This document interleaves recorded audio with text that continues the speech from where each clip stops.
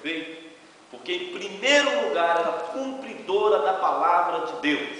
Não existe termo para determinar se uma igreja tem ou não tem o amor perfeito, ou as características de Filadélfia, a não ser pelo cumprimento da palavra de Deus e a pregação da palavra de Deus. Tem que pregar a verdade, tem que cumprir com a verdade, em nome de Jesus. A introdução diz assim: Filadélfia não era tão importante quanto Éfeso, nem tão rica como a Laodiceia. No entanto, possuía um amor que tirava forças da fraqueza, e de sua pobreza temporal extraía bens eternos para enriquecer o mundo. Se a igreja em Filadélfia tinha algum segredo, era o amor que ela santificava a Cristo. A uma igreja amante como Filadélfia, o amado abre uma porta que ninguém poderia fechar. Sim, Jesus escancara-lhe as portas da evangelização e da obra missionária, levando-a a avançar como o reino de Deus além das suas fronteiras. Quando a igreja local é amorosa, logo Deus a universaliza. A universaliza. Desculpe, eu esqueci de dar a oportunidade do tempo para o Davi e para a Ana. Vocês querem falar a respeito de alguma coisa? Não? Tem certeza? Quer, Davi? Desculpe, viu? Ok. Então vocês me dão permissão para seguir. Então, logo Deus a universaliza. O amor não está contido nas obras, o amor não está contido no serviço, o amor não está contido no amar o irmão que adentra estas portas. O amor está contido em Deus, o amor está contido na alma. E quando eu amo a alma, eu tenho que entender que o companheiro da alma dentro da casa, do templo morado do Espírito Santo, é o Espírito.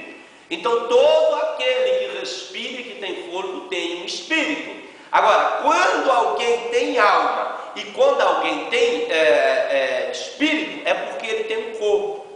E hoje tem muita gente amando alma, porque a alma você pode enxergá-la, vamos dizer assim, ou pelo menos a representação dela são os olhos. A representação dela é o sangue. Você está vendo meu sangue correndo dele? Não. Então é fácil amar a alma. Nesse sentido, hoje a igreja muitas vezes está negligente no seu amor porque está amando a alma. Pegou esta palavra, e eu vou usar a expressão de novo, usa como um bordão. Nós somos amantes, nós amamos as almas.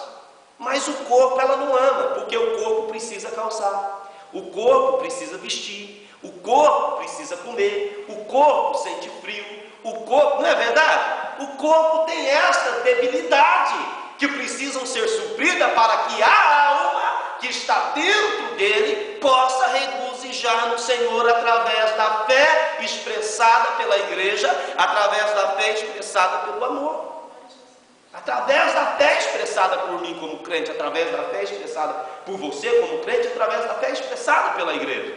Então hoje a igreja pegou este versículo, ou seja, o amor às almas, está usando como bordão e está negligenciando.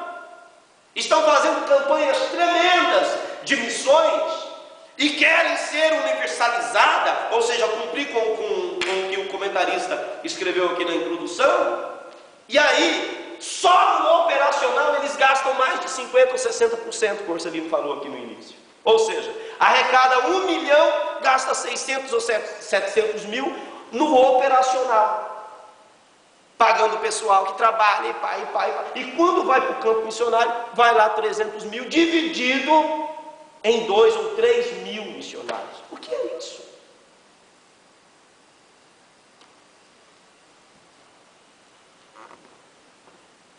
Então é muito fácil amar a alma quando se esquece o corpo. Agora, amar a alma, amar o Espírito e amar o corpo, aí requer que você ande uma légua, uma milha a mais. Não é assim? Se te convidarem para andar, quanto? Uma milha, uma légua, 1 quilômetro, né? anda com ele 2. você vai estar provando que você ama o ser humano por completo. A igreja tem que amar por completo. Filadélfia é a cidade do amor fraternal. A história de Filadélfia. Filadélfia foi estabelecida pelo rei Atalos Filadelfos II, ou segundo, de Pérgamo em 189 a.C. Ao construir a cidade, tinha como objetivo helenizar a região que até aquela época usava como língua comum o galíco. O território da bíblica Filadélfia é ocupada hoje pela cidade turca de... quem pode ler para mim essa palavra? Aonde está? Alasehir, situada a 130 quilômetros ao leste de Osmir. Ou seja, Filadélfia foi uma cidade fundada por este rei para que o quê? Para que fosse helenizada, ou seja, que toda a cultura grega, que toda a cultura do ponto de vista político, social, que a língua grega fosse falada nesta cidade. Ela foi influenciada então por toda a filosofia grega. Filadélfia era uma cidade totalmente contaminada por filosofias mundanas vindas da Grécia, por sabedorias que chegavam a dizer que Deus não existia, e por toda uma filosofia, e era uma cidade que foi fundada para que a cultura grega fosse impregnada nela e para que eles falassem a língua grega. Então o povo estava no meio desta cidade. A igreja estava no meio desta cidade. A igreja estava no meio de uma cidade rica em cultura. A igreja estava no meio de uma cidade rica do ponto de vista político. A igreja estava no meio de uma cidade que era que tinha uma cultura tremenda. E a igreja então ela sofria pressões. Lembra que nós falamos aqui na terça-feira? A igreja sofria pressões desta cultura, pressões dessa filosofia. Mas o amor da igreja estava contido no cumprimento da palavra, quando ela entendia aquilo que Jesus tinha dito: amarás o Senhor teu Deus de todo o teu coração, com toda a tua alma, com todo o teu entendimento, com toda a tua força.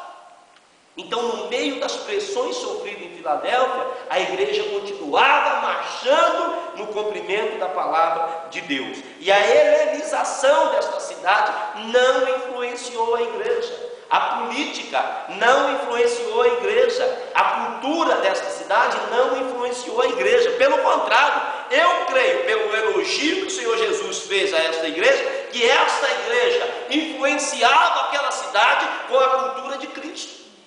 Influenciava aquela cidade com os pensamentos do Senhor Jesus, influenciava aquela cidade com a riqueza do Evangelho, sendo ela pobre fisicamente, sendo ela uma igreja que não tinha posses, que não tinha condições, mas eles estavam ali no meio de Filadélfia dizendo: ainda aqui tem Cristo, ainda aqui tem Deus, nós servimos ao Senhor, nós refutamos a cultura grega, nós refutamos a filosofia grega, nós refutamos este mundo e nós não amamos ele.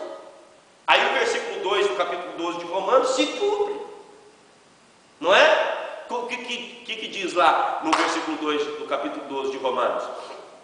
Não ameis? Não é isso. Não vos conformeis com este mundo, não é? Mas transformai-vos pela renovação do novo entendimento, para que eu experimentei qual seja a boa, agradável e perfeita vontade de Deus. Esta igreja cumpria com isto. Ela não estava conformada com o mundo. Irmãos, hoje nós olhamos para a igreja, Antônio, nós olhamos para a igreja, Mancleia, eu não sei se vocês concordam comigo. Esses dias eu ouvi alguém dizer, eu acho que o Marcelino também, que hoje não é os políticos que vêm pedir socorro na igreja, do ponto de vista espiritual, é a igreja que vai pedir socorro aos políticos. Não é o presidente ou a presidenta do país que vem à igreja dizer assim: eu vim aqui porque eu sei que o Deus que vocês servem é poderoso, e eu sei que quando vocês oram,